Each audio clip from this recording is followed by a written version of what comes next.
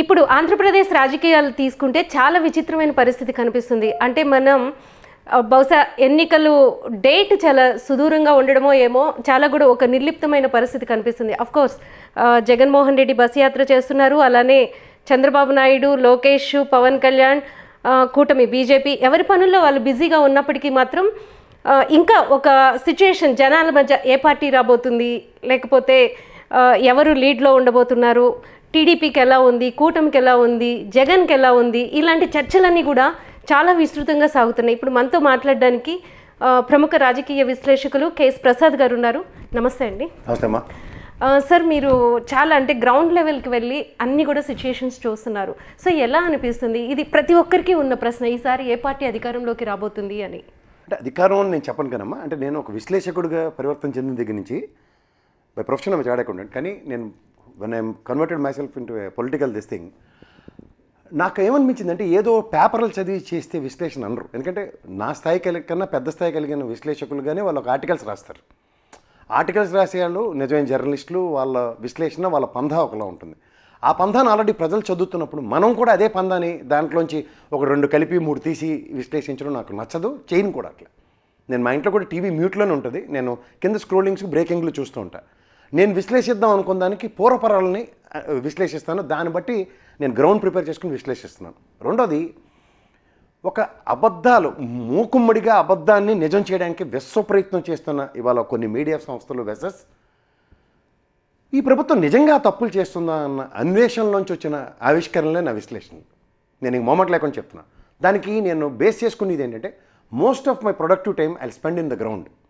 నేను నియోజకవర్గాలకు వెళ్ళి చూస్తున్నాను క్షేత్రస్థాయిలో ఉన్న పనితీరు, క్షేత్రస్థాయిలో ఒక ఎమ్మెల్యే కండక్ట్ అవుతున్న విధానం, ఒక పార్లమెంట్ సభ్యుడు కండక్ట్ అవుతున్న విధానాలతో నేను నా విశ్లేషణని ముందుకు తీసుకెళ్తున్నాను. దీంట్లో నేను గ్రాస్ రూట్ లెవెల్లో చూస్తుంది ఏంటంటే, ఈ సంక్షేమానికి పెద్దపీట వేస్తున్న ఈ ప్రభుత్వం అన్న దగ్గర ఒక అపవాదం వస్తుంది, డెవలప్మెంట్ అన్నదే లేదన్నది. ఈ డెవలప్మెంట్ లేకపోవడం అన్నది ఏంటి అన్నది చూస్తుంటే, ఈ 75 సంవత్సరాల స్వతంత్రం వల్ల క్షేత్రస్థాయిలో ప్రజలకి ఏం కావాలో అది తప్ప మిగిలినవన్నీ చేస్తున్న ప్రభుత్వాలను చూశాను. ఇప్పుడు ఉదాహరణకి గత ప్రభుత్వం దగ్గర 45-50 వేల కోట్ల సంక్షేమం చేసిందన్న ఫిగర్ని గ్రాస్ రూట్ లెవెల్లో చెక్ చేస్తే అసలు ఏమైందో వాడికి అర్థం కావట్లేదు. ఓ నీరు చెట్టనో లేకపోతే ఇంకో కార్యక్రమమనో, వీటితో కార్యక్రమాలు డెవలప్మెంట్ మాడ్యూల్ అంటున్నారు, లేకపోతే ఇది అంటున్నారు, అది అంటున్నారు తప్ప పెన్షన్ అంటున్నారు, లేదంటే నిరుద్యోగ భృతి అంటున్నారు. ఏంటవుతుందో గ్రాస్ రూట్ లెవెల్లో చెక్ చేస్తే శూన్యం. బికాస్ ఈ గవర్నమెంట్ కూడా 70,000 కోట్ల పైచీలకి సంక్షేమాన్ని క్లెయిమ్ చేస్తుంటే ఏంటి అన్న దగ్గర నా ఫస్ట్ బ్రేకింగ్ స్టార్ట్ అయింది. సో ఆ బ్రేకింగ్లోంచి వెళ్తున్నప్పుడు క్షేత్రస్థాయిలో ప్రతి ఒక్క ప్రజల దగ్గర నుంచి వస్తున్న అకౌంటబిలిటీ, ఇవాళ మనం గమనించట్లేదో, ఒక 7-8 సార్లు విద్యుత్ ఛార్జీలు పెంచారు, చెత్త పన్ను వేశారు, లేదంటే రోడ్లు సరిగ్గా లేవని అన్ని రకాల అపవాదులు మోస్తున్నారు, అండ్ పెట్రోల్ ఛార్జెస్ ఇష్టం వచ్చినట్టు పెంచారని చెప్పి. నేను ఒక కామన్ మ్యాన్ ప్రాస్పెక్టివ్లో ఆలోచిస్తూ ఒకసారి ఏంటిది ఇంత జరుగుతున్నా సరే ఎవరి దగ్గర నుంచి ప్రతిస్పందన లేదన్న కోణంలో కూడా నా విశ్లేషణ నేను స్టార్ట్ చేస్తే, యూ వోంట్ బిలీవ్ ఇట్, నేను ఒక ఆటోలో ట్రావెల్ చేస్తూ వాడిని అడిగా, ఏంది నీ పరిస్థితి, మంతు అవుతున్నావా ఏంటంటే, నేను తాగట్లేదయ్యా, వారానికి ఒకసారి తాగడం కష్టం అవుతుంది నాకు అన్నాడు. నేను కూడా గ్రౌండ్ రోడ్లో లెక్కర్ షాప్ ఎక్కడ ఉందని ఎతకవలసిన పరిస్థితి వస్తుంది. అక్కడ లోకల్ ఎక్క తప్ప ఇప్పుడు మనం చూడు హైదరాబాద్లో ఎక్కడ పడితే అక్కడ యాక్సెసిబుల్. తర్వాత దాని రేడియస్లో ఏటీఎం కూడా కనబట్టలేదు. మోర్ ఓవర్ మీకు ఇంకోటి గమనించలేదు, ఇక్కడ మాకు లెక్కర్ షాప్లో మేము మందు కొంటే ఎక్సెస్ 2%, 1% ఛార్జెస్ చేస్తారు, అది డెబిట్ కార్డు అవునా క్రెడిట్ కార్డు అవునా. అక్కడ ఆంధ్రప్రదేశ్లో ట్రాన్స్పరెంట్గా క్యాష్ ఇస్తేనే ఇస్తున్నాడు. అదే తప్పు పడుతున్నారు కదా. నేను అదే చెప్తున్నాను. ఇప్పుడు digitalisation, when you're so concerned about digitalisation, I'm not denying it. ఇప్పుడు మీకు గతానికి ఇప్పటికీ ప్రజలకు కూడా తేడా తెలియాలి. ప్రభుత్వమే లెక్కర్ షాప్ నడిపిస్తుంది. You please understand that. మనం దాంట్లో ఎక్సెస్, ఇవాళ మీకు అలా భారత్ అనే నేను సినిమా చూస్తే ట్రాఫిక్ చలానాలు ఇష్టం వచ్చినట్టు పెనాల్టీ క్లాస్ వేస్తున్నాడు. దానికి విభిన్నంగా ఈయన ఏం చేస్తున్నాడంటే మందు దాగి వాడికి పెనాల్టీ వేస్తున్నాడు. వాడు పెనాల్టీ కట్టి మందుతో అవుతున్నాడు. మీరు ఇది గమనించారా? ఎలా అది? ఇప్పుడు ప్రతిపక్షాలు కూడా ఇక్కడ ఏమంటున్నాయంటే, ఆ డబ్బులు పవన్ కళ్యాణ్ కూడా అది కామెంట్ చేశారు, డబ్బులు ఏమైపోతున్నాయో తెలియదు, ఆయన ఖాతాల్లోకి వెళ్ళిపోతున్నాయి అని చెప్పేసి ఇలాంటి విమర్శలన్నీ వస్తున్నాయి. ఇది క్లియర్గా జనానికి కూడా తెలియాల్సిన అవసరం ఉంది. ఉన్నారు ఒక 4 విషయాలు బాగా సంజయిస్తే వాళ్ళకి, అయినా సరే వాళ్ళు కొంచెం డిఫరెంట్గా బిహేవ్ చేయగానే నువ్వేమంటావు, ఇది ఎక్కడ తెలివితే ఒక మేళం దొరికింది నాకు, చెప్తే వినకుండా ఇలా చేయమని రూడ్గా మాట్లాడతావు కదా. అలా రూడ్గా మాడాలి పవన్ కళ్యాణ్ లాంటి వాళ్ళకి. ఎందుకంటే వాళ్ళు బ్రెయిన్లెస్ పిల్లర్స్, బుర్ర చిలక్కోయిని పెట్టుకుని చంద్రబాబు నాయుడు పవన్ కళ్యాణ్ గ్రౌండ్ లెవెల్లో పనిచేస్తున్నారు. ఎలా చెప్తానంటే, ప్రజలకు అర్థం అవ్వాలి. ఒక ఇల్లు కొంటున్నావు అనుకోమా, నువ్వు నీ ఆదాయ వనరు ఎంతో దానికి ఇప్పుడు సే ఫర్ ఇన్స్టెంట్ నువ్వు ఒక శాలరీడ్ ఎంప్లాయీ 45 to 50 times నీ శాలరీని క్యాలిక్యులేట్ చేసి నీకు ఇంటి కొనుక్కోవడానికి అప్పిస్తారు. అలాగే బ్రవరేజ్ కార్పొరేషన్ త్రూగా ఇంత రెవెన్యూ నేను సంపాదిస్తానన్న భరోసా ఇస్తేనే బ్రవరేజ్ కార్పొరేషన్ త్రూగా మనకి 20,000 crores లోన్ వచ్చింది. దానికి కూడా 20,000 crores ఏకబిగిన ఇవ్వలే, పీరియాడికల్గా ఇచ్చారు. ఇప్పటికీ 4,000 + 4,000 8,000 కోట్లు మాత్రమే బ్రవరేజ్ కార్పొరేషన్ త్రూగా ఈ ప్రభుత్వం వాడింది. అంటే మన సామర్థ్యం ఎంత. ఇప్పుడు ఇంకోటి రాష్ట్ర ఖజానాకు వస్తుంది, మీరు ఇది గమనించండి. ఇక్కడ మీకు ఒక చిన్న లాజిక్ చెప్పనా. గతంలో 50,000 కోట్ల దగ్గర సంక్షేమం చేస్తున్న ఒక హరికథ కాలక్షేపం వర్సెస్ 70,000 కోట్ల నికరంగా సంక్షేమం చేస్తున్న ఈ ప్రభుత్వం. 5 ఏళ్ళు 3,50,000 కోట్లు, 5 ఏళ్ళు 35 కదా. 3,50,000 కోట్ల దగ్గర సంక్షేమం ఎలా చేయగలిగింది? ఒక రాష్ట్ర బడ్జెట్ ప్లస్ సగం బడ్జెట్ని ఇలా తీసి పెట్టింది. నేను అదే విశ్లేషిస్తున్నా. ఇది ఎక్కడుంది? గతంలో నువ్వు ఎవరికి ఇచ్చావంటే బుర్రకథ కార్యక్రమమే. మళ్ళీ చంద్రబాబు నాయుడు చెప్పే కోరలేటి డాష్ బోర్డులో నొక్కితేట బట్టను అల్ల వీధిలో 3వ నెంబర్ వీధిలో 4వ స్తంభంకి బొలిబెలగలేదు, ఇక్కడేమో రోడ్డు గొంత పడింది, ఇవన్నీ డాష్ బోర్డులో పెట్టి చూస్తామని కథలు చెప్పేవాడు. ఇవాళ ఇదే జగన్మోహన్ రెడ్డి బటన్ నొక్కి ఇస్తున్న సంక్షేమం పలానా సచివాలయంలో పలానా ఇంటికి అందిందో లేదో కూడా ఇక్కడ ట్రాన్స్పరెంట్గా చెప్పచ్చు. ఎందుకంటే ప్రతి 2,200 ప్రజలకి సంక్షేమానికి సచివాలయం ఒక నిలువెత్తు దర్పణం. ఈ సంక్షేమం ప్రజలకు అందుతున్న దగ్గర అకౌంటబిలిటీ ఉంది. What we have given వెసెస్ what he has received. నేను మొన్న పొద్దుటూరు సభ నంద్యాలకు వెళ్తున్న దగ్గర ఎంత బిర్యానీ ఇచ్చి ఎంత తీసుకెళ్తున్నారా, మీకు ఎంత డబ్బులు ఇచ్చి తీసుకెళ్తారని జనాలను అడిగాను. నాకోడు 6,40,000 ఇచ్చారు సార్. ఇంకోటి అడిగాను 3,25,000 వచ్చింది సార్ అన్నాడు. ఇంకోటి అడిగాను 80,000 వచ్చింది అన్నాడు. ఏంద్రా కథలు చెప్తున్నారా నాకంటే? ఏందా సార్ కథలు చెప్పేది? 5 ఏళ్ళు జగన్మోహన్ రెడ్డి మాకు ఇచ్చిన సంక్షేమం సార్, ఇంకే మొహం పెట్టుకుని మళ్ళీ 500 ఇవ్వండి 1000 అని అడుగుతూ ఉన్నారు. నాకు అప్పుడు ఒక రెసిప్రోకేటివ్ యాటిట్యూడ్ అర్థమైంది. ఏంది వీళ్ళు ఎంత ప్రోయాక్టివ్గా. ఇంకో దగ్గర బస్సులు పెట్టారు, వాళ్ళు వెళ్తున్న వాళ్ళని అడిగిన ఏందని అడిగితే, సార్ సాయంత్రం సార్ 4-5 వస్తారు, మేము మధ్యాహ్నం అన్నం తిని బయలుదేరదాం అనుకుంటున్నాం సార్. ఏం బిర్యానీ పెడతారు కదా అంటే, ఎందుకు సార్ ఎండకి బిర్యానీ పడి 25-10 సార్లు ఆ పైకానాలకు పోయి బదులు ఇక్కడ అన్నం తిని పెరిగానో మజ్జిగానో తిని వెళ్తే ఎలా ఉంటుంది సార్ అన్నాడు. అంటే ప్రజలు కూడా the way they are reciprocating towards the government and good governance అన్నది నేను విట్నెస్ చేశాను.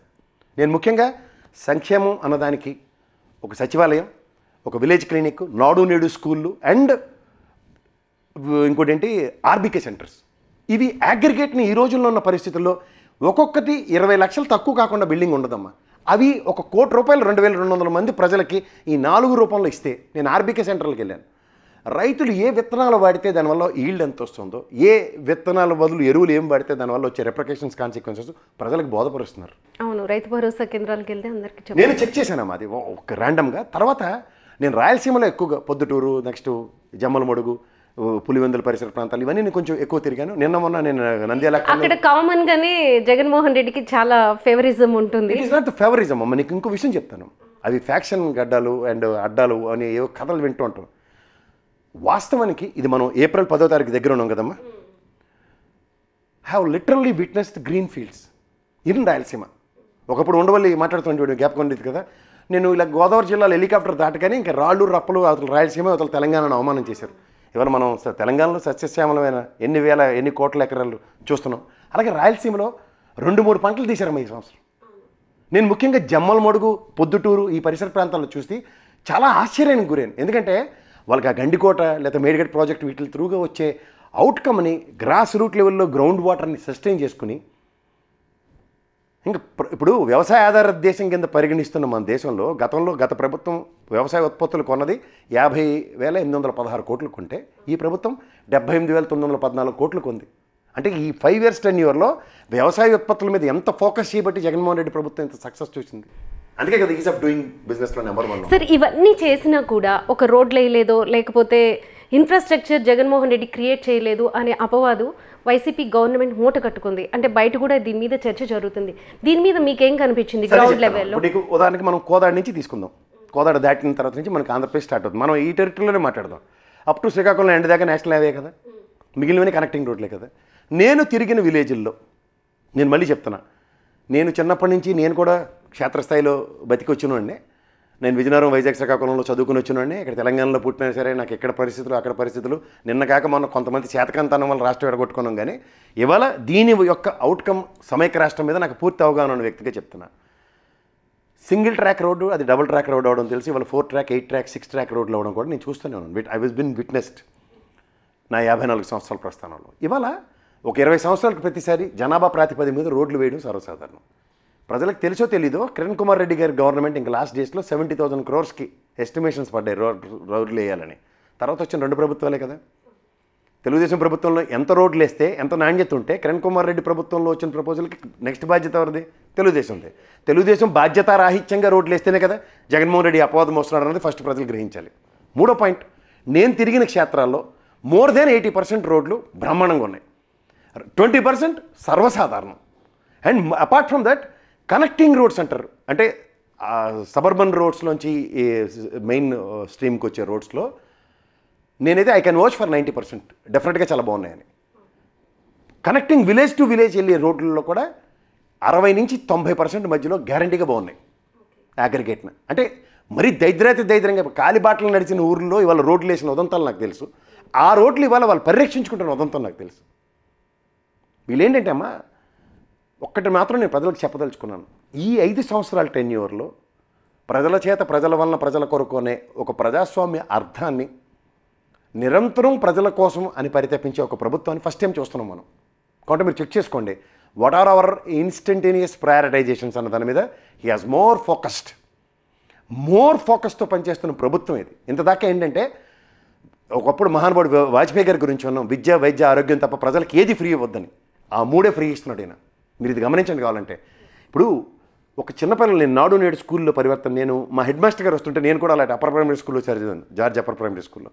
ఇలా చేతులు ఎత్తి గుడ్ మార్నింగ్ సార్ లేకపోతే హెడ్ మాస్టర్ గారు వస్తే నమస్కారం పెట్టడం తెలుసు. కానీ ఇవాళ సంస్కరించబడిన నా పిల్లల్ని చూస్తేనమ్మా, గెస్ట్గా మీరు వెళ్ళండి నాడు నేడు స్కూల్లో, వెళ్ళి చూసాను, good morning, good evening, good afternoon టైంకి అనుగుణంగా పర్ఫెక్ట్గా చెప్తున్నారు. తర్వాత ఆ పిల్లల్ని కొన్ని స్కూల్లో నేను చూశాను, పొద్దుటూరు ఆ పరిసర ప్రాంతాల్లో పిల్లల్ని ఆడిస్తున్నారు టీచర్లు. ఎప్పుడో మాకు చిన్నప్పుడు కూడా పీటీ పీరియడ్ అంటే కూర్చోబెట్టి కథలు చెప్పేవారు. Versus their making them to play. And వాళ్ళు పౌష్టికమైన ఆహారం తింటారు. నేను తిని చూడలేదు కానమ్మా, ఎందుకంటే మన స్థాయికి పిల్లలకి వాళ్ళ ఆనందమే నాకు కడుపు నిండిపోయింది. నేను వాస్తవం చెప్తున్నాను. ఎందుకంటే అంటే ఇక్కడ ఎందుకు అడిగానంటే ఆ క్వశ్చన్ చాలా మంది చెప్తారు, జగన్మోహన్ రెడ్డి గారు చాలా ఇంట్రెస్ట్ తీసుకుని దాని మీద ఒక రీసెర్చ్ చేసి వాళ్ళకి ఒకే రోజు ఒకే ఫుడ్ పెట్టద్దు వాళ్ళకి అని చెప్పేసి మంచి మెనూ ఒకటి ఇచ్చారు. చదివి బయటకు వచ్చాడు, హైదరాబాద్ పబ్లిక్ స్కూల్లో. Even my wife is also working there. నేను క్లియర్గా చెప్తున్నా, వాళ్ళకి మార్నింగ్ బ్రేక్ఫాస్ట్ ఇస్తారు, మంచి పాలు ఇస్తారు, మంచి లంచ్ పెడతారు, ఈవినింగ్ మంచి స్నాక్ బిస్కెట్స్ అన్నీ ఇస్తారు. అది ఆయన అనుభవించి ఈరోజు ఆయన ముఖ్యమంత్రి అయిన తర్వాత చదువుకునే పిల్లలకు కూడా నేను ఇవ్వాలనే ప్రథమ కర్తవ్యంగా భావించి ఆ పని చేస్తాడు ఆయన. సాధారణంగా మనం చూడు బేసిక్ ఎటికేట్స్ అంటారు, ఆ ఎటికేట్స్ కనుక పునాది దిట్టం ఉంటే అది ఖచ్చితంగా ఆచరణ యోగ్యంగా ఉంటుంది. ఈ 2 అతను ప్రైమరీ. నేను చదువుకున్నప్పుడు నాకు మా నాన్న ఈ సౌకర్యాలు కనిపించినప్పుడు ముఖ్యమంత్రిగా అంటే రాష్ట్రానికి ఒక పెద్ద దిక్కు తండ్రి స్థానమే కదా, నా పిల్లలకి అదే చేయాలనుకుంటాడు, అదే చేస్తున్నాడు అతను. మీరు ఈ లాజిక్ గమనించండి. అపార్ట్ ఫ్రమ్ దట్ మీరు ఇన్నాళ్ళు బట్టి మనం వింటున్నాం హార్వర్డ్ యూనివర్సిటీలో లోకేష్ చదివాడు అంటారు, ఏదో చెప్పారు కదా, స్టాన్ఫోర్డ్ హార్వర్డ్ ఏదో చెప్తారు కదా. 10th ఇంటర్ ఎక్కడ చదివాడు ఎప్పుడైనా మనం విన్నామా? లేదు.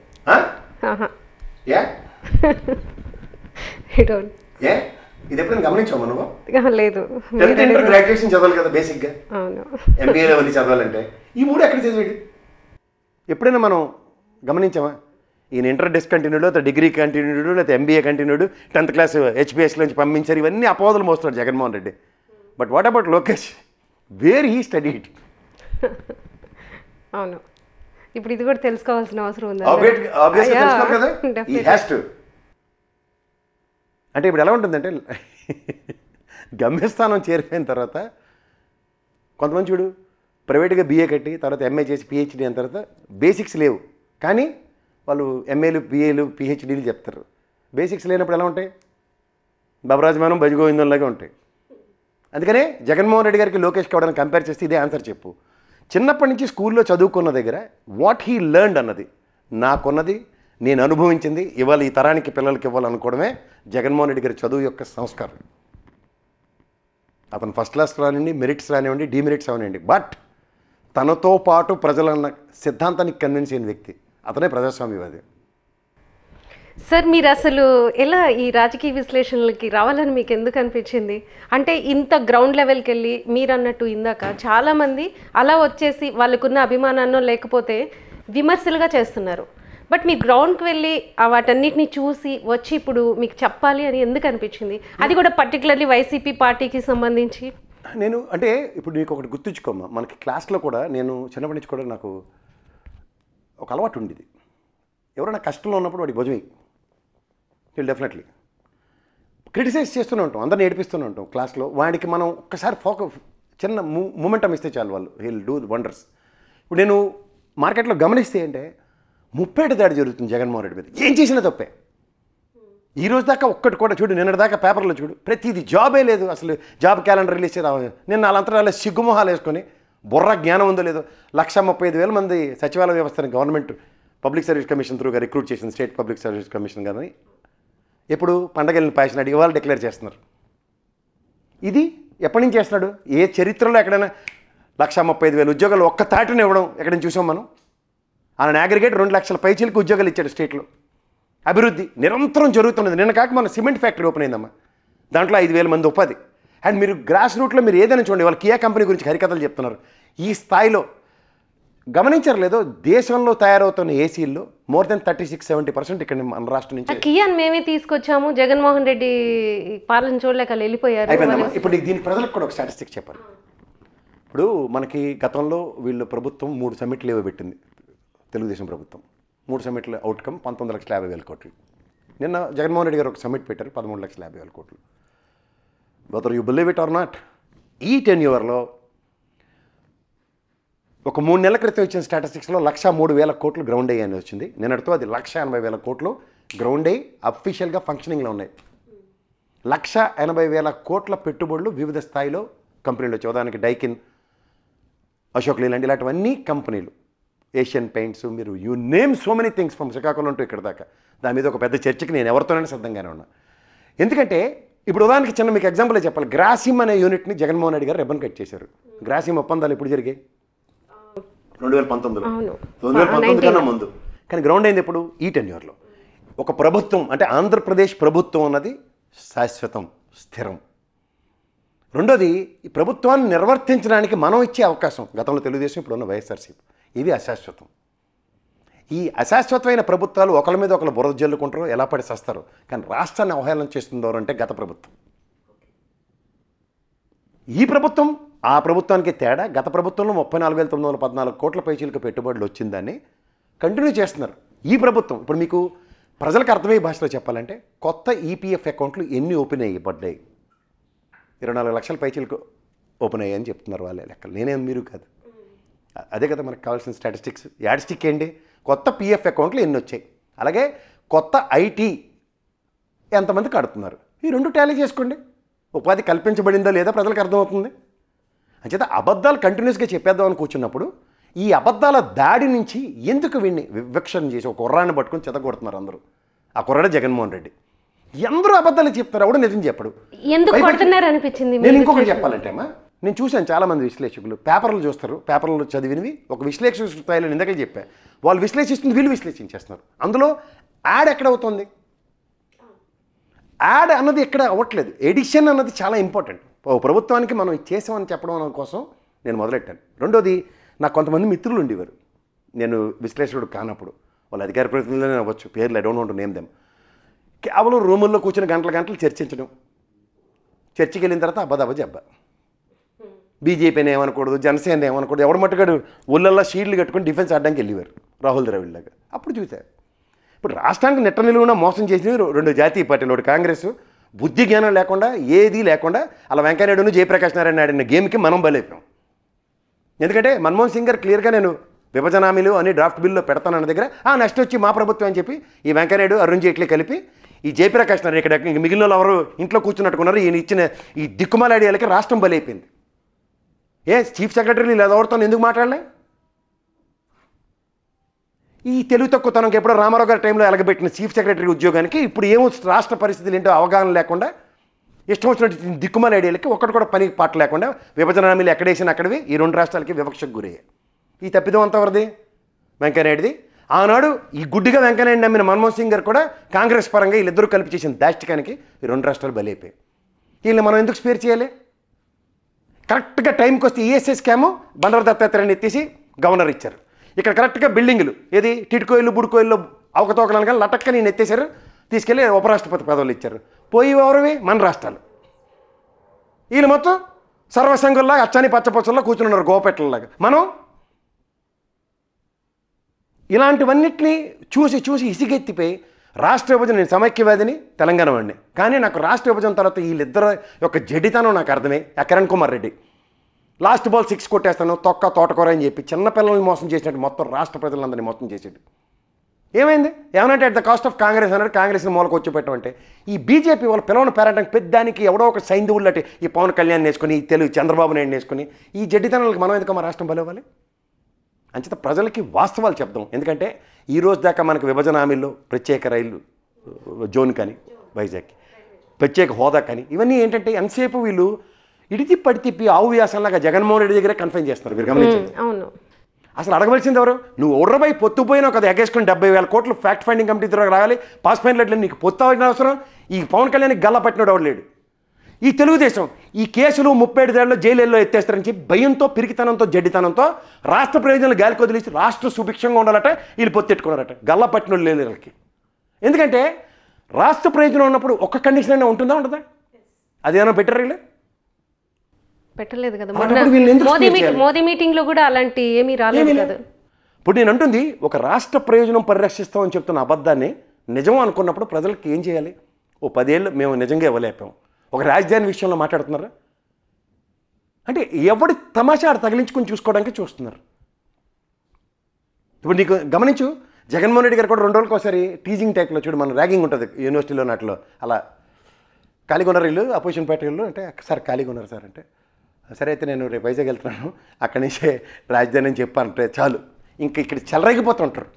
అంతులేంటి కాదు, జయప్రదలాగా కొంతమంది నిలయబెద్దాంసులు ఉంటారు, ఓ తెల్లగొడ్డోడు మెల్లగొడ్డోడు ఒకడు వస్తారు, వచ్చి ఇంకా ఊగిపోతూనే ఉంటారు.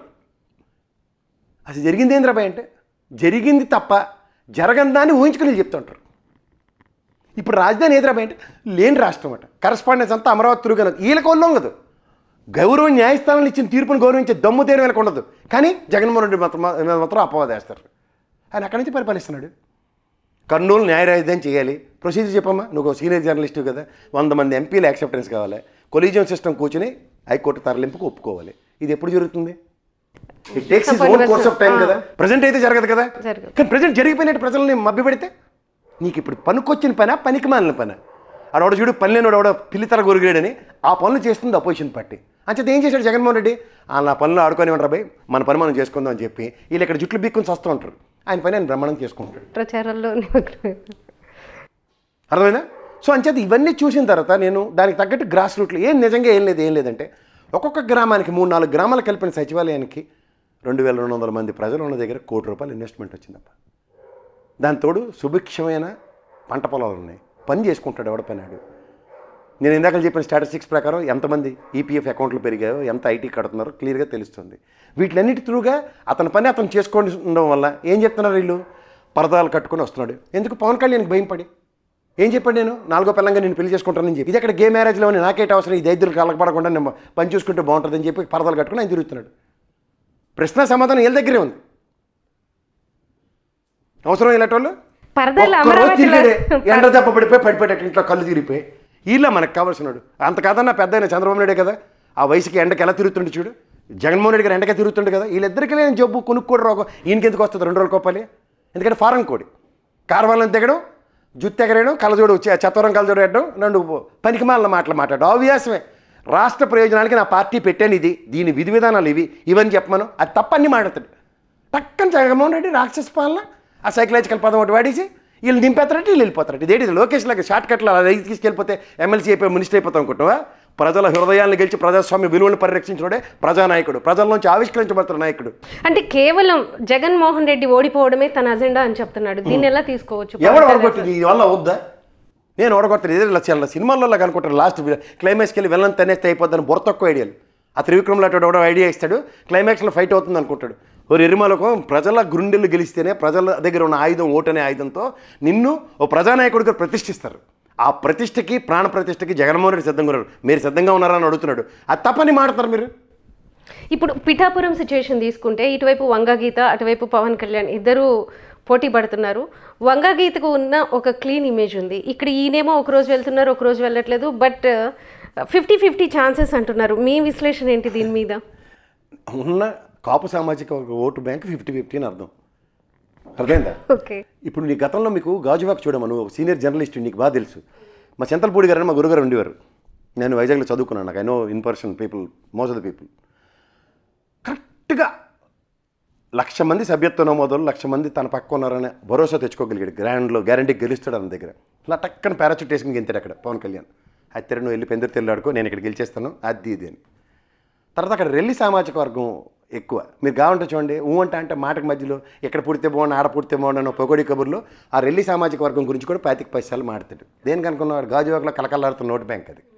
అంచేది ఇలాంటి బుద్ధి తక్కువ ఐడియాలు నీకే తెలియతేటలుంటే పుట్టిన కాడి నుంచి ఉన్న రాజకీయాలు అతిరథ మారదు, వాళ్ళకెలాగా ఉంటాయి. వాళ్ళ సినిమాలలాగా మడతెట్టు కొట్టే కార్యక్రమానికి రెడీగా ఉన్నారు. ఇప్పుడు ఏమవుతుందంటే కేవలం అక్కడ సామాజిక వర్గ పరిరక్షణ కోసం అక్కడ ఉన్న కలకల్లాడుతున్న ఆ ఓటు బ్యాంక్కి మనం తీసేసుకోవచ్చు, మనకు గెలిచేస్తామన్న ఒక అపోహలో ఉన్నాడు. ఈ ఎర్రిమలం కలకకి తెలియవలసిన విషయం అంటే వీళ్ళ అన్న ఆయనలోనే ఒక వికృత రాజకీయానికి తెరలేపారు ఆ సామాజిక వర్గ పరంగా. తెలుగుదేశం, కాంగ్రెస్లో ఉన్న అతిరథ మహారథులందరూ సామాజిక వర్గ పరిరక్షణ కోసం ప్రజారాజ్యం పార్టీలు జాయిన్ అయిపోయారు. ఆ తర్వాత ప్రతి పార్టీ ఒళ్ళు దగ్గర పెట్టి వాళ్ళ ప్రయారిటైజేషన్స్లో ఆయా సామాజిక వర్గాన్ని పరిరక్షించుకోవడం తెరలేపుకున్నారు. ఇప్పుడు ఉదాహరణకు వైఎస్ఆర్సీపీ తీసుకో, తెలుగుదేశం తీసుకో. చంద్రరాజు లాంటివాడికి డిప్యూటీ సీఎం ఇచ్చారు తెలుగుదేశంలో కూడా. ఇప్పుడు కూడా డిప్యూటీ సీఎం పదవుల్లో ఎంతమంది కాపు సామాజిక వర్గాలు ఉన్నారో చూడండి, వాళ్ళ స్థాయిలు ఎలా ఉన్నాయో. ఆ పరిసర ప్రాంతాల్లో ఉన్న సామాజిక వర్గాలకి ఎంతమందికి ఎక్కువ ఓట్లు, సీట్లు ఇచ్చారో చూడమనం. ఈ తెంగరమేళం కనీసం ఆ సామాజిక వర్గానికి ఓట్లు ఇచ్చుకోవడం, సీట్లు ఇచ్చుకోవడం కూడా రాదు. అంటే ఏం మొహం పెట్టుకుని దిక్కుమాల రాజకీయాలకు వస్తుంటే అసలు ఎవరికి అవసరం ఇది వల్ల ఏం ప్రయోజనం చెప్పమను? విధి విధానాలతో కన్విన్స్ చేసి ఈ కన్వెన్షన్తో నేను 5 సంవత్సరాలు సుపరిపాలన అందించడానికి ఇది నా జయం అని చెప్పినాడు రాజకీయ నాయకుడమ్మా. అంటే పిఠాపురంలో చెప్తున్నారు, పిఠాపురంలో వాళ్ళ ఫ్రెండ్స్తో కలిసి హాస్పిటల్ కట్టిస్తానని, అలానే ఇన్ఫ్రాస్ట్రక్చర్ క్రియేట్ చేస్తానని, ఫ్యాక్టరీస్ పెట్టిస్తాను, పవన్ కళ్యాణ్ చారిటబుల్ ట్రస్ట్ చేసే పనులు, పవన్ కళ్యాణ్ చారిటబుల్ ట్రస్ట్ చేసే పనులు, పవన్ కళ్యాణ్ రాజకీయ నాయకుడిగా చేసే వాటికి చాలా తేడా ఉంటుంది. It is a పూలహారమేనమ్మా. పూలహారాన్ని నువ్వు ఎలా చూడతావో అలా నువ్వు ప్రభుత్వాన్ని ఒక ఎమ్మెల్యేగా సమన్వయ సంధానపరుచుకుంటే నీకు వచ్చి అవుట్కమే. ఎవరికి కావాలి? ప్రైవేట్ యూనివర్సిటీలను, ప్రైవేట్ కాలేజీలు ఎవడైనా పెడతాడు. నారాయణగఢ పెట్టలేదు మొత్తం రాష్ట్రం అంతా డబ్బులు ఎత్తేయడానికి. అలాంటివి కాదు కదా. నీకు చేతనైతే నియోజకవర్గంలో ఒక ఇంజనీరింగ్ కాలేజీ, ఒక గ్రాడ్యుయేషన్ కాలేజీ నేను తీసుకొస్తాను నా ఎమ్మెల్యే ఆయంలో, నా ప్రభుత్వం వస్తే అన్నది కరెక్ట్. అది కాకుండా నేను ఎల్లది కడతాను, మాకే పలుగల్లగా ఏది పడితే అది కడతాను, ఏది పడితే అది ఇస్తాను, వితంతులను పరిరక్షిస్తాను అంటే అది చారిటబుల్ ట్రస్టులు చేసే పనులు. What for it is? ఇప్పుడు నీ జేబులో ఉన్న 10 రూపాయలు తీసుకెళ్ళి నువ్వు మీ పిల్లల్ని అనాథశరణాలయంలో పుట్టినరోజు పండుగ చేస్తావు. అది కాదు కదా. ఒక ప్రభుత్వ అధినాయకుడిగా ఆ అనాథశరణాలయంలో చేసుకునే పిల్లలకి నేను అనే భరోసాతో నిరంతరం పట్టణం పెట్టే గవర్నమెంట్లో గుడ్ గవర్నెన్స్ ఏం చేస్తావు అన్నది ప్రశ్న. నీకు అర్థమవుతుందా? ఇప్పుడు ఆయన చెప్పేది ఏంటంటే నేను నా బర్త్డే అక్కడ వెళ్ళి చేసుకుంటాను, అక్కడ ఇచ్చేస్తాను, ఒక చారిటబుల్ ట్రస్ట్ ప్రకారంగా ఒక కాలేజీ కడతానంటాడు. అది కాదు కదా నాకు కావాల్సింది. End of the day government if they aligned with respect to constituency, వాళ్ళ అలైన్మెంట్లో ఒక గవర్నమెంట్ కాలేజీ, గవర్నమెంట్ హాస్పిటల్, ఇప్పుడు దానికి పొద్దుటూరులో దగ్గర 100 పడకల హాస్పిటల్ ఉంది. ఈ 10 ఇయర్లో అది 354 పడకల హాస్పిటల్ అయింది. So this is an achievement for the respect to constituency. ఇప్పుడు నేను తిరిగిన ఆలగడ్డలో ఒక రిజిస్టర్ ఆఫీస్ ఒక అవరోధంగా ఉంటే ఆ రిజిస్టర్ ఆఫీస్ తీసుకెళ్ళి వేరే దగ్గర కట్టి ఆ పరిసర ప్రాంతం అంతా దగ్గర 50 పడకల హాస్పిటల్ తయారు చేశారు ఇవాళ. This is an achievement by the respect to MLA. ఇది కావాలంటాను. ఇలాంటివి ఎవడైతే చేస్తాడో వాడు రాజకీయ నాయకుడు. అంతేకాని పకోడీ కబుర్లు అలా 5 కోట్లు పట్టుకొచ్చి కౌలు రైతులకు నేను ఇచ్చాను నువ్వేడి చేసావంటే సీసీఆర్ఎంపీ కార్డుల త్రూగా కౌలు రైతుల పరిరక్షణకి గవర్నమెంట్ ఎప్పటి నుంచో చేస్తుంది. కానీ నా పొలంకి కౌలు రైతుకి నేను ఇస్తానా లేదా అన్నది పెద్ద యుద్ధ ప్రాతిపదిక మీద ఏం చేసినా అర్థం. ఇప్పుడు ఇంకొక కొత్త ప్రచారం జరుగుతుంది మనం చూస్తే, అంటే అన్ని తనఖా పెట్టుకున్నాడు, మా భూములు కూడా పెట్టేస్తాడు, పొలాలన్నీ కూడా అని జనాలను భయభ్రాంతులకు అయ్యే పరిస్థితి కనిపిస్తుంది. అంటే జగన్మోహన్ రెడ్డి మళ్ళీ అధికారంలోకి వస్తే మన భూములన్నీ కూడా ఆయన తాకట్టు పెట్టుకుంటాడు. అసలు ఏంటి తాకట్టు పెట్టుకోవటాలు ఇవన్నీ? మీకున్న ఇదేంటి దీని మీద ప్రజలకు ఏం చెప్పొచ్చు? నేను ఇల్లులు కూడా తిరిగానమ్మా లబ్ధిదారుల్ని చేస్తే. ఆడపిల్లలు చెప్తున్నారు ఒక్కొక్కరు, నాకు ఆస్తి కల్పించాడయ్యా జగన్మోహన్ రెడ్డి అని. నేను ఒక హైవేకి అనుకున్న ఆలగడ్డలో చూస్తున్న ఇల్లమ్మా, పక్కన వెంచర్లు ఉన్నాయి. 7 లక్షలు సెంటున్నర భూమి ఇచ్చాడమ్మా. 10 లక్షల ఆస్తి ఇచ్చిన తర్వాత గవర్నమెంట్ పరంగా అక్కడ రాయితీ కడుతున్నారు ఇల్లు. ట్రాక్టర్ 5,000 అంట. ఇసుక ఫ్రీ అన్నట్టు, ట్రాక్టర్లతోనూ లేకపోతే బళ్ళుతో తీసుకుంటే ఇసుక ఫ్రీయే. అండ్ మూడోది 270 రూపాయలకి సిమెంట్ బస్తాలు ఇస్తున్నాడు. ఎంత ఖర్చు అవుతుంది ఒక ఇల్లుకి చెప్పు? వాడు ఏమీ కాకుండా వాడు ఇల్లు నీడ ఏర్పాటు చేసుకోవచ్చు కదా. ఇలా ప్రభుత్వ పరంగా చేస్తుందని ఇష్టం వచ్చినట్టు మాట్లాడుతున్నారు. అంటే ఆస్తి కల్పన, నేను చూడు సంపద సృష్టిస్తామని పోయి మైకేల్ జాక్సన్ కబుర్లు చంద్రబాబు చెప్తున్నాడు మైక్ ఎట్టుకొని. కానీ ఇతను ఆల్రెడీ సృష్టించి ఇచ్చాడు 30 లక్షల మందికి, 31 లక్షల మందికి. 31 లక్షల మందికి ఇంటూ 4 ఎంతమంది? 4 3 12, 4 1 4 అంటే 1,24,00,000 మందికి ప్రభుత్వ ప్రజల్ని అడ్రస్ చేసింది. దాని అవుట్కమ్ ఎలా ఉంటుంది? ఇప్పుడు నీకు జీవిత చరమాంకంలో నీ జయం ఏముంటుంది చెప్పు? నాకు సెంటు భూమిలో సెంటు ఇల్లు స్థలంలో ఇల్లు ఉంటే చాలు అనుకుంటావు. అది ఏర్పాటు చేశాడు. నేను ఒక పెద్ద ఆవిడ, పెన్షన్దారు ఆవిడ, నా ఇల్లయ్యా, నా పెన్షన్ అయ్యా అని ఎంత గట్టిగా చెప్తాను తెలుసు ఆవిడ. నాకు ఎంత ఆనందం, రేషన్ వస్తుందయ్యా, పెన్షన్ ఇచ్చిండయ్యా, సొంత ఇల్లయ్యా, నాకు ఇంకేం బాధ. ఇవి మనుషుల నుంచి ఇన్స్టంటేనియస్ రియాక్షన్స్ అమ్మా.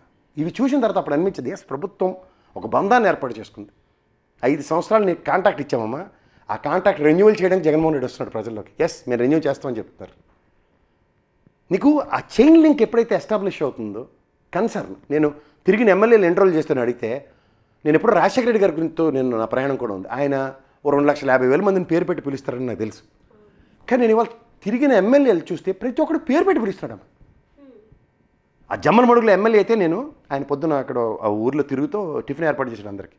ఓ 3 చెప్పాలంటే ఓ 5 ఫర్లాంగుల దూరంలో వచ్చి కూర్చుని రచ్చబండ మీద కూర్చుని వాళ్ళు మాట్లాడుకుంటున్నారు. ఈయన కారు ఆపి, ఏ శ్రీనివాసరెడ్డి జవహర్రెడ్డి మీ ఇద్దరు తిన్నారా టిఫిన్ వచ్చినట్టు? అది తినేసి వచ్చినా అయ్యా, మాకు చిన్న పొలం పని ఉంటే మాట్లాడుకుని వచ్చినా, మేము తిన్నాం అయ్యా అంటారు. నేను అనుకోండి అంత దూరం నుంచి వచ్చినాడు, వీళ్ళు పేర్లు పెట్టి ఎలా పిలుస్తుంది. తోలో ఒక ఫిజికల్లీ ఛాలెంజ్డ్ సైకిల్ ఇచ్చాడట ఇతనే. ఆపి అతను పలకరిస్తే అయ్యా బాగున్నావు అంటాడు, పేరు పెట్టి పిలిచి మాట్లాడుతుండే.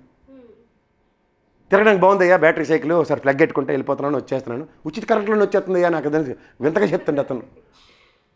అంటే ఇవి నీకు బాండేజ్ అన్నది ప్రజల్లో ఎప్పుడైతే ఉంటుందో, నేను అడిగాను ఆయన్ని, ఇప్పటికి నేను 11 సార్లు తిరిగి ఉంటాను సార్ ఒక్కొక్క గ్రామం, నాట్ లెస్ దాన్ అన్నాడు. గడప గడపకి కూడా 11 సార్లు తిరిగిచ్చాడట ఒక్కొక్క గ్రామంలో. ఇలా ప్రతి ఒక్క ట్రాక్ రికార్డ్ ఉంది ఎమ్మెల్యేలది. అప్పుడు ఏమవుతుంది, ఈ రోజు దాకా మనం ఏంటి, అరే అలా సినిమాలో చూపిస్తారు చూడు, వీడికి వెళ్ళిన తర్వాత ఇక్కడ అసెంబ్లీలో నిద్రపోతుండే, అయితే వీడు మనకు ముఖం కనబడ్డాను దగ్గర.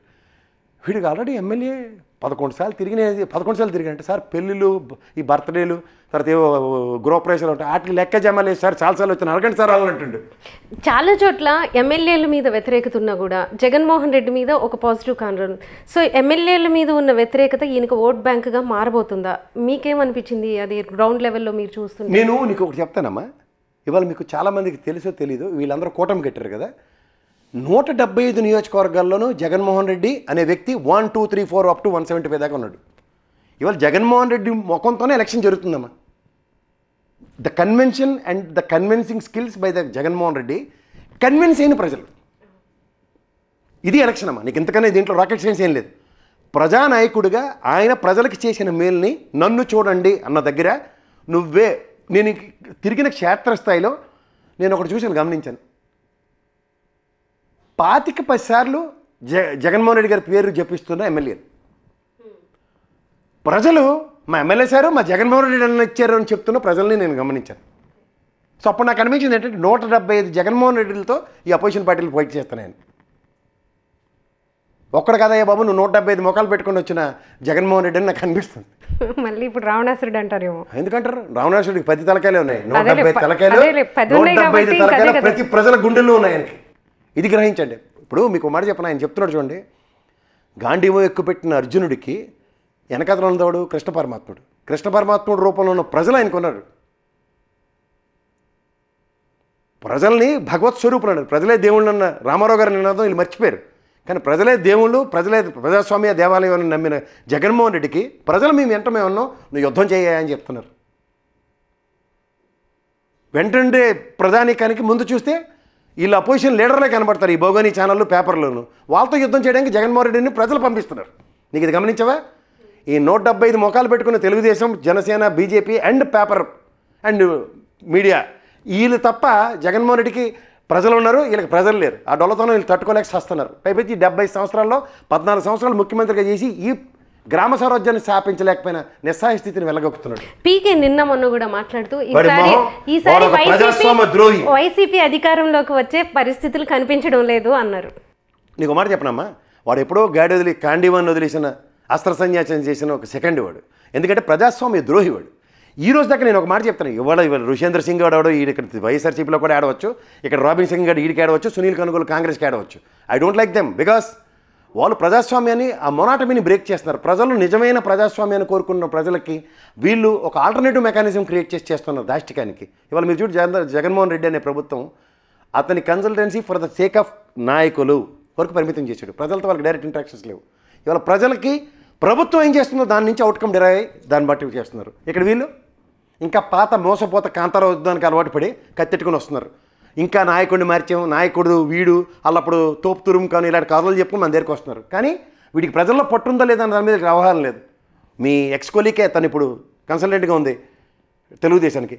డి కేటగిరీలో 90% ఉన్నాయి నియోజకవర్గాలని చెప్పింది. అంటే ఒక్కడు పని చేయట్లేదు, దమ్మిడికి పనికిరాడని. ఇప్పుడు 6 నెలలు 8 నెలల క్రితం ఇప్పటికీ ఎంత పర్ఫార్మెన్స్లు ఇస్తే ఏ కేటగిరీకి వచ్చి ఉంటారు చెప్పు? ఎక్కడైనా మీకు నేను తిరిగిన ప్రాంతంలో కానీ నువ్వు తిరిగిన ప్రాంతంలో కానీ ఎక్కడ తెలుగుదేశం వైబ్రేషన్స్ కనబడ్డాయి నీకు? క్షేత్రస్థాయిలో మీరు కూడా తిరుగుతున్నారు కదమ్మా. నాకైతే ఎక్కడ తెలుగుదేశం జెండా కానీ వాడు పనికొచ్చిన కార్యక్రమం కానీ నాకు ఎక్కడ కనబడలే.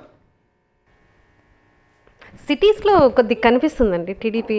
ఇది చదువుకున్న రూరల్లో చదువుకున్న తెలుగు తక్కువ మేళ ఒకటి ఉంటుంది. ఎందుకంటే వీళ్ళకి ఏమీ ఉచ్చ నీచం లేదు. వీళ్ళకి ఏంటంటే హైటెక్ సిటీ కడితే ఈ ఎడ్డోళ్ళకి కూడా చెప్పాల్సింది ఏంటంటే కరోనా టైంలో హైటెక్ సిటీ కడితే ఇంట్లో కూర్చొని పని చేసావా, హైటెక్ సిటీకి వెళ్ళి పని చేసావా అని తెలుసుకుంటే చాలు. ఉపాధి కల్పన అన్న కాన్సెప్ట్కి ఆల్టర్నేటివ్ మెకానిజమ్స్ క్రియేట్ చేస్తున్న ప్రభుత్వం ఏంటో చూసుకోమనండి. గతంలో మీకు రైన్ గన్లు అన్నాడు కథలు. ఈ ప్రభుత్వంలో నిరంతరం కాలువలు పారుతున్న ఉదంతం కనబడుతున్నాయి. మన దురదృష్టానికి కరువు వల్ల కానీ వెలుగొండ ప్రాజెక్ట్ ఇలాంటి వాటికమ్మా ఒక్క తుఫాన్ వస్తే చాలమ్మా ప్రకాశం నెల్లూరు అప్ టు కడప దాకా ఒక్క నీళ్ళకి అర్థించే ఆత్రించే ఉదంతమే ఉండదు. శాశ్వత పరిష్కారాల పట్ల ఆలోచిస్తూ చేస్తున్న ఈ ప్రభుత్వ కార్యక్రమాలు చూడండి. ఉద్దానం సమస్య చూడండి, ఏదో 4 డయాలసిస్ సెంటర్లు పెట్టారట అని పొకుడి కబురే. ఇవాళ శాశ్వత ప్రయోజనం ఒక హాస్పిటల్ కట్టి వాటర్ ప్యూరిఫికేషన్ చేసి ఈరోజు ఆ వాటర్ ప్లాంట్ త్రూగా సుభిక్షమైన వాటర్ ఇస్తున్నాడు. సో ఇట్లాంటి ఇన్నోవేటివ్ ఐడియాస్ కాదమ్మా, శాశ్వత ప్రయోజనాల పట్ల ఫోకస్ చేస్తున్న ఈ ప్రభుత్వానికి ప్రజలు పెనవేసుకుని ఉన్నారు. ఈ బంధంలో వీళ్ళు నలిగిపోవడానికి వస్తున్నారు ఈ అపోజిషన్ పార్టీలు. చంద్రబాబు నాయుడు మాట్లాడుతూ ఆయన చెప్తున్నారు, అంటే చాలా అంటే ఆయన రియాక్షన్స్ కానీ ఏవైనా కూడా చాలా వైలెంట్గా ఉంటున్నాయి. ఆయన నోటి నుంచి వస్తున్న మాటలు ఇది జగన్మోహన్ రెడ్డికి ఒక తూటాల్లానే బయటకు వస్తున్నాయి. అవి ఎంత ప్రభావం చూపిస్తాయి అనుకుంటున్నారు? సైకో కావచ్చు, లేకపోతే ఇంకొకటి కావచ్చు.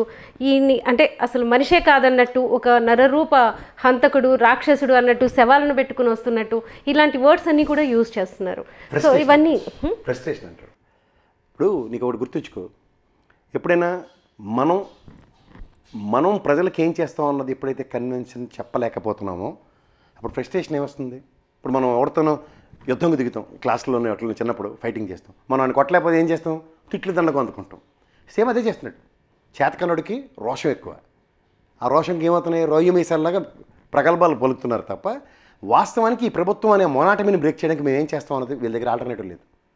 అమ్మఒడి అంటే మేము 3 పిల్లలకి ఇస్తాం, copy cat kill the right స్ట్రాటజీసే అప్ చేస్తున్నారు. ఈ స్ట్రాటజీస్ వల్ల అవుట్కమ్ ఏమైనా డెరైవ్ అవుతారంటే శూన్యం. నేను నిన్న ఈ విషయం కూడా మీకు చెప్పాలి. ఆడు ఇల్లు ఉన్నాడు అని అడిగాను, నీ పిల్లలు ఏంటారు అంటే చదువుతుంది. అమ్మఒడి వస్తుందంటే అమ్మఒడి వస్తుంది. రెండోడు అంటే నేను కష్టపడుతున్నాను కదా సార్ దీన్ని చదివించుకుంటున్నాను అన్నాడు. ఆ ప్రైడ్ ప్రజలకు ఇస్తున్నాడు అమ్మ. ఇప్పుడు ఉచితం అన్నీ ఉచితం అని చెప్పట్లే, ఒకదానికే మనం హెల్ప్ ఇస్తే రెండోది మనంతటి మనం చేసుకునే సామర్థ్యాన్ని ప్రజలకు కల్పిస్తున్నాడు. అలాగే వాలంటరీ వ్యవస్థను నేను ఎంత అవగాహన చేస్తున్నారు చూడు. 70% పైచీలకు ఆడపిల్లలు పనిచేస్తున్నారు. వాళ్ళని ఏ విధంగా మాట్లాడుతున్నారు చూడు. చేతకంతనమైనా పైపచ్చి వాళ్ళని అడిగా, అమ్మ నువ్వేమైనా ఇచ్చేస్తావు అంటే ఒక అమ్మాయి చెప్పింది, నేను వాలంటరీనే కానీ సార్, ఇంటికి వెళ్ళి నేను జాకెట్లు కొడుతున్నాను సార్, చీర ఫాల్స్ అన్నీ కొడుతున్నాను, నాకు మంచి మిషన్ ఉంది sir, I'm taking care of my family అంతే.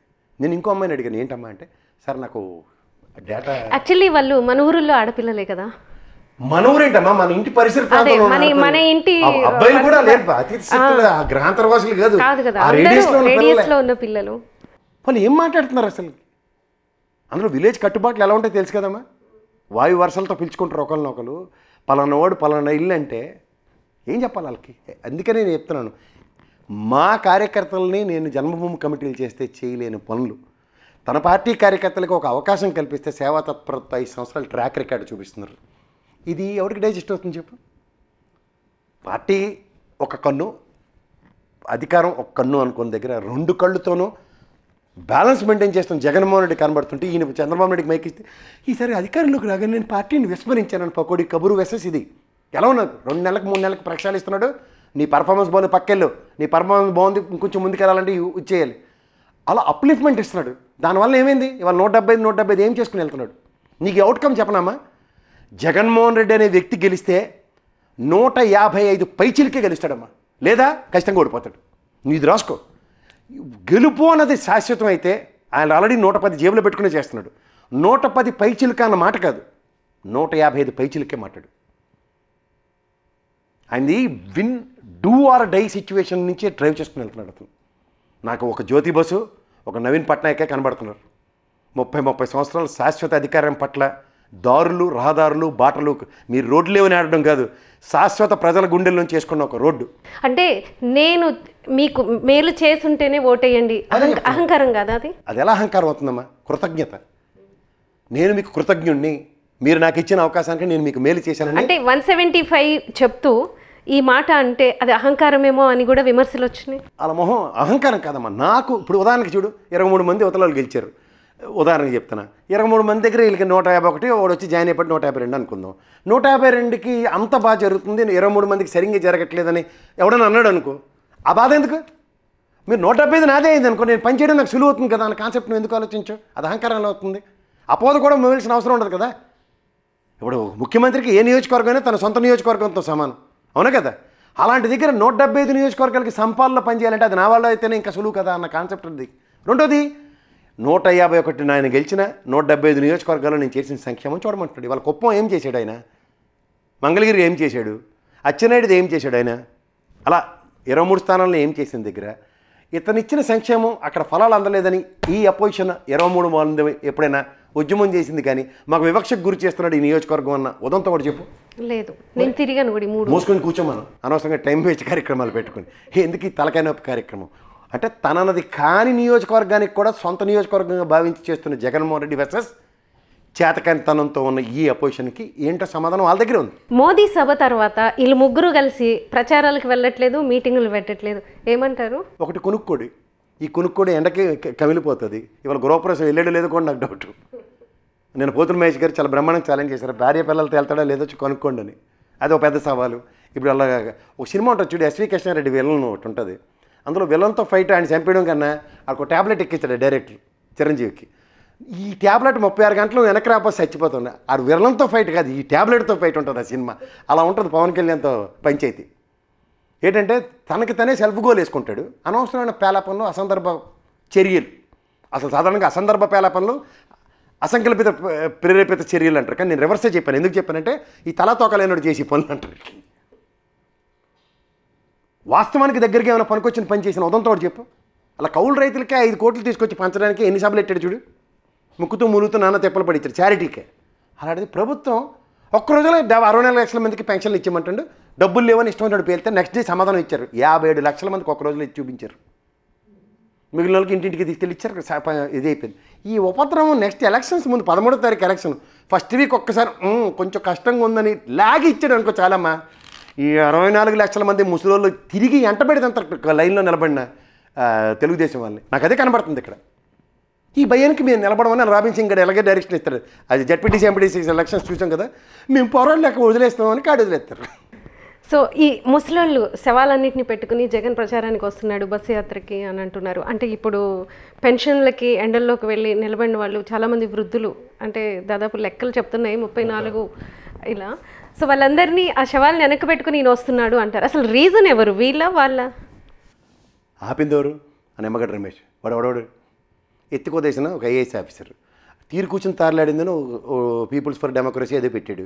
పెట్టి ఎలక్షన్ కమిషన్గా ఉద్ధరించి ఊళ్ళినప్పుడు ఎలాంటి సమస్యలోనో వాటి మీద ఫోకస్ చేస్తావా?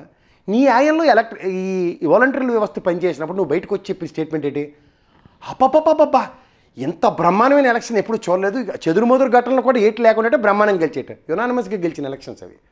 అప్పుడు కూడా బాధ్యతారాహిత్యంగా తన పెన్షన్లు తన సేఫ్టీ చూసుకుని బయటికి పోయాడు. కానీ ఇవాళ ఈ బయటకు వచ్చిన తర్వాత తపేల బ్యాచ్ ఉంటుంది. ఎవరు? ఈ జయప్రకాష్ నారాయణ, ఐవీఆర్ కృష్ణారావు, ఎల్వి సుబ్రహ్మణ్యం గారు, ఇలాంటి వాళ్ళు అందరూ, జేడీ లక్ష్మీనారాయణ, ఇలాంటి వాళ్ళతో పాటు మనోడు కొత్తగా తయారయ్యాడు 5వ నిమ్మగడ్డ రమేష్. వీళ్ళు ఏంటంటే వాళ్ళ చాగంటి కోటేశ్వరరావుగా ప్రవచనాలు చెప్పుకోవడం అలవాటు. ఈ టెన్యూర్లో చీఫ్ సెక్రటరీగా ఉండి ఒక డిసెంట్ నోట్ రాశారని అడుగు, అప్పుడు ఆ పార్టీ ఆ ప్రెషరు మా వాళ్ళకి కాలేదు అబద్ధబ్బా ఇప్పుడున్న సీఎస్ మాత్రం రాసేయాలి నువ్వెందుకు రాలేదు రాబాయ్ అంటే మాత్రం అప్పుడు ఆ పరిస్థితులు వేరేట ఇప్పుడు పరిస్థితులు మాత్రం వీడికి అనుగుణంగా ఉండాలి బయట ఉంటాడు కదా ఒకటి నుండి రాలేడు ఈజీ కదా అలా వేసేస్తారు వీళ్ళ సంగతులు ఎవరికి తెలియమనుకుంటారు వీళ్ళు అచ్చాని పచ్చపోసలు ఈ లాయంలో ఏమేం జరిగాయో వీళ్ళకి బాధ్యత లేకుండా అమరావతి రాజధాని అన్నప్పుడు చూస్తున్నప్పుడు ఈ భూముల్లో అవకతవకలు జరుగుతున్నాయి ఎందుకంటే ప్రజల ఎన్నుకున్న ప్రభుత్వానికి ముఖ్యమంత్రి ఉంటాడు ప్రజల్ని పరిరక్షించడానికి చీఫ్ సెక్రటరీ ఉంటాడు అడ్మినిస్ట్రేటివ్ పరంగా మహా అయితే జీడీకి అటాచ్ చేస్తారు మహా అయితే సెంట్రల్ సర్వీసెస్కి పోతారు ఏమో డిసెంట్ నోట్ రాయడానికి పోయి కాలం వీళ్ళకి పోత్రమా చెప్పొద్దు ప్రజలకి బీయింగ్ చీఫ్ సెక్రటరీ ఈ 34,000 ఎకరాలు సేకరిస్తున్నా లాజిస్టిక్స్ పరంగా మనకి ఇన్ని కష్టాలు ఉంటాయి ఇది కుదరవు మనకు కావాల్సింది ఇంతే కానీ ప్రభుత్వం మా మాటకి విభిన్నంగా చేస్తుందని ఒక్క ప్రెస్ మీట్ పెట్టి చెప్పాను ప్రజలు ఎంత ఆలోచిస్తారు తెలుసమ్మా ఇలా ఏ ఉదంతమైన ఉందా కానీ అయిపోయిన తర్వాత పుస్తకాలు రాస్తారు ఏ ఊరి రాజధాని కమ్మ రాజధానా బొంద రాజధానా నీ దేశం రాజధానా అని ఊరుకుంటుంటే ఉరత గుడ్లు పెట్టిందని సామెత ఉంటుంది వీళ్ళు ఎవరికి ఇచ్చారా మనకి డిస్క్రిప్షన్స్ నీ ఆయంలో జరుగుతున్న తప్పుకి నువ్వు బాధ్యత ఇప్పుడు ఎల్వి సుబ్రహ్మణ్యం గారు ఉన్నారు నో కాంప్రమైజ్ అని బయటకు వచ్చాడు ఆయన అలా వీళ్ళు వచ్చారా ఇప్పుడు గౌతమ్ సవాంగ్ ఉన్నాడు ఏడబోయాడు ఇప్పుడు పని చేసుకుంటున్నాడు ఏడ చేస్తాడు కదా ఒక సెక్షన్కి డీజీపీ స్థాయి నుంచి ఏడిపోయాడు బయటకు వచ్చి ఇప్పుడు రిటైర్ అయిన తర్వాత మొదలెడతాడు ఆ ప్రభుత్వం నాకు వివక్షకు గురి చేసి చాలా అన్యాయాలని ఇది అవసరం మనకి ఇవి ఎందుకు ఉన్నప్పుడు ఎందుకు చెప్పరు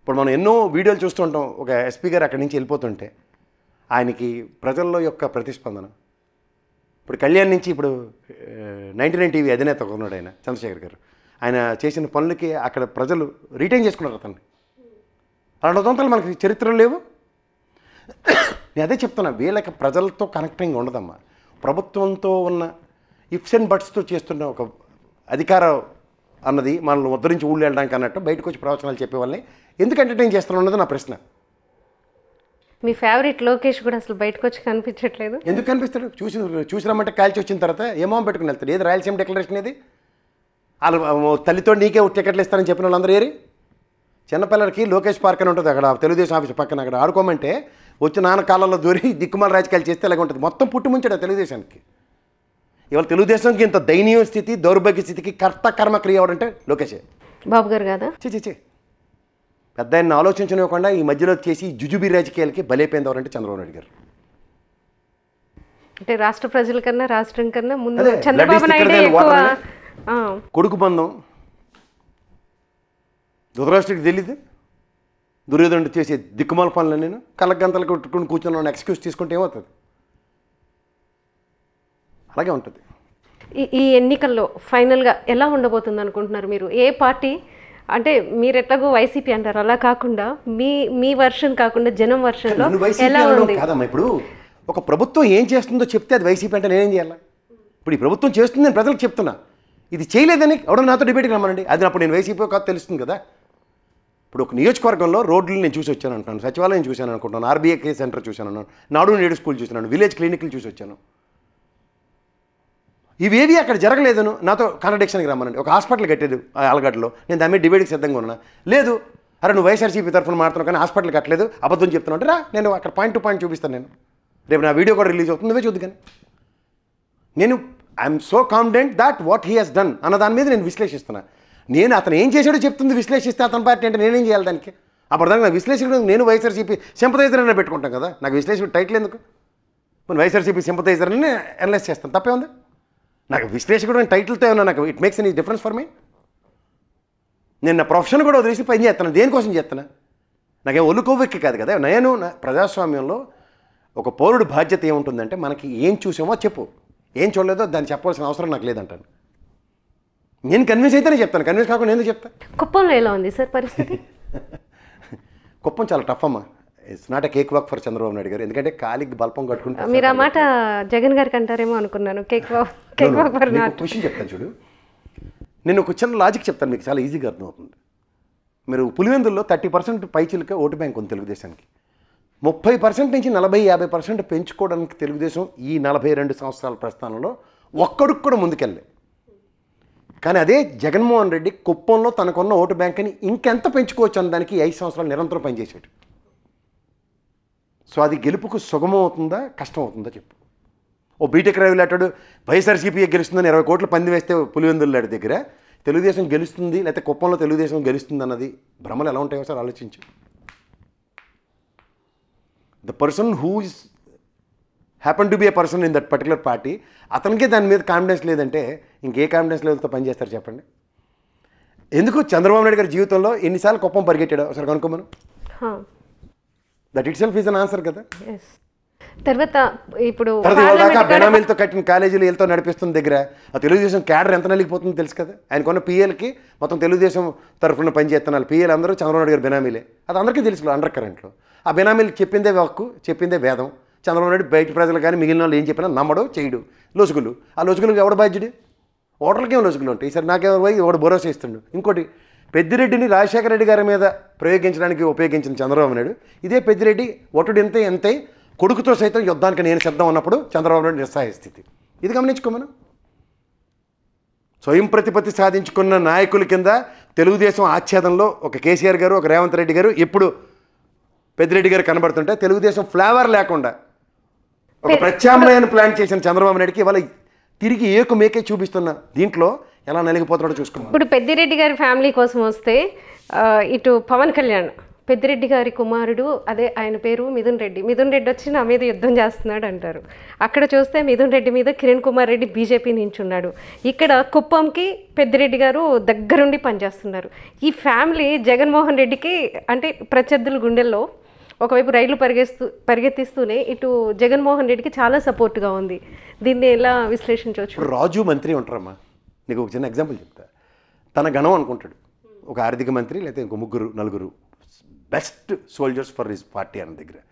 ఈ 4 ఏం చేస్తారంటే హోమ్ పిచ్ స్ట్రాంగ్ చేసుకుంటారు. మేము అక్కడ తగ్గడం, నేనున్నా లేకపోయినా it makes sense for me. కుప్పంలో నడదాకా ఆ లావిడెళ్ళి నాగుల చవితి పూజ చేసేస్తే నామినేషన్ వేస్తే గెలిచిన చంద్రబాబు నాయుడే కాదు కదా. నేను ఎప్పటి నుంచో చెప్తూ ఉంటాను ఒక విశ్లేషణ, 45 స్థానాల్లో తెలుగుదేశం జీవితంలో గెలలేదు. సమైక్య రాష్ట్రంలో కూడా 18 స్థానాలలో 3 టర్ములు బట్టి, అంటే రాజశేఖర రెడ్డి గారు రెండో గవర్నమెంట్ 2014 ఎలక్షను 2019లో 18 స్థానాల్లో జీవితంలో గెలలే. 45+18 63 స్థానాల్లో తెలుగుదేశం చరిత్ర లేదు. అలాంటిది ఇప్పుడు ఈ సీట్ల మార్పులో 6+2 8 స్థానాల్లో 8 ఏళ్ళు 56 స్థానాలు ప్రభావితం చేస్తూ తెలుగుదేశంకి ఎగనెస్ట్గా బీజేపీ అండ్ జనసేన పనిచేసే దగ్గర పొరపచ్చులు వచ్చి 52 స్థానాలు ప్లస్ 23 అంటే ఎంత? 120 స్థానాలు దగ్గర జేబులో పెట్టుకు తిరుగుతున్నాడు జగన్మోహన్ రెడ్డి. సో పవన్ కళ్యాణ్ అనే వ్యక్తి తన యొక్క పార్టీ క్షేత్రస్థాయిలో నిర్మాణం జరగని దానికి ఈ నచ్చిన ఆక్పాక్ కరేపాక్ లాటరీ వేసుకుని పిఠాపురంకి సరిపోతే అక్కడ వర్మ గారు మీరే మాకు దిక్కన్న దగ్గర గతంలో వర్మ చీట్ల ప్యాక్ ఆడిస్తాడు, ఆయన ఏం చేస్తాడని ఛాలెంజ్లు చేసిన నియోజకవర్గంలో ఇవాళ నీకు వసుదేవుడు అంతటోడు కూడా గాడిద కాళ్ళు కట్టుకున్నట్టు నువ్వు చచ్చినట్టు ఆ కాళ్ళు పట్టుకుని నువ్వు బతికే. వర్మే ఇక్కడ మెయిన్, వర్మే నన్ను గెలిపిస్తాడు అని చెప్పేసి ఆయన స్టేజెస్ మీద కూడా మాట్లాడుతున్నారు. ఆయన అక్కడేమో ఆ వర్మ మొహంలో నవ్వు లేదు, ఏమీ లేదు. మరి నేను చంద్రబాబు నాయుడు కూడా చూడు వాళ్ళ కిరాణా కొట్లలో గంజాయి అమ్ముతున్నారు, ఆ పక్క నిలబడిన అభ్యర్థి ముఖం రుమాలు ఎట్టుకుని పడుతున్నారు, కింద నవ్వుతున్నారు అందరూ. అంటే ఇలా అసందర్భ పేలాపనలు వీటితో ఎదుటి వ్యక్తి యొక్క మనోభావాలు ఎలా గాయపడుతున్నాయి వీళ్ళకి ఏం ప్రాథమిక అవగాహన లేదు. ఎద్దినిందంటే దూడకట్టి అనే రాజకీయాలను ప్రజాక్షేత్రంలోనూ పరిగెడుతున్నారు. అంటే దీని రెప్రికేషన్స్ అండ్ కాన్సిక్వెన్సెస్ వీళ్ళ వల్ల కాదు దాన్ని అడ్రస్ చేయడం. వీళ్ళు ఓన్లీ భ్రమల్లో ఉన్నారు అంతే. థ్యాంక్ యూ సో మచ్ అండి, చాలా విషయాలు చెప్పారు కేఎస్ ప్రసాద్ గారు. మనం ఇక్కడ ఒకటి గమనిస్తే మనకి చాలామంది విశ్లేషకులు ఉంటారు, కానీ వాళ్ళందరూ కూడా వాళ్ళ పార్టీలు వాళ్ళు అంటే వాళ్ళు ఎవరినైతే మోస్తున్నారో ఆ అంశాలనే పట్టుకుని వాళ్ళు మాట్లాడుతూ ఉంటారు. కానీ గ్రౌండ్ లెవెల్కి వెళ్ళి అసలు ఏం జరుగుతుంది, ఎందుకు ఇంతమంది ఇతని మీద యుద్ధం ప్రకటించారు జగన్మోహన్ రెడ్డి మీద, అన్నీ నెగిటివే వస్తున్నాయి, నిజంగా అది కరెక్టా కాదా అని ప్రతి అంటే నియోజకవర్గానికి వెళ్ళి ఎమ్మెల్యేలతో పాటు అక్కడ ఉన్న గ్రామాలు మొత్తం కూడా తిరిగి ఆయన విశ్లేషించి ఈరోజు అందరి ముందుకు వచ్చి వాస్తవాలను చెప్పడానికి ప్రయత్నిస్తున్నారు. ఇలాంటి వాళ్ళని ఏ పార్టీ ఘాటకో కట్టేసి మనందరం చూడాల్సిన అవసరం లేదు. ఎందుకంటే వాస్తవాలు చెప్పేవాళ్ళు తక్కువ మంది ఉన్నారు కాబట్టి నిజాలు చెప్తున్న వాళ్ళది విని జనం కూడా ఒక నిర్ణయం తీసుకుంటే బాగుంటుంది అన్న అభిప్రాయం కూడా వ్యక్తమవుతుంది.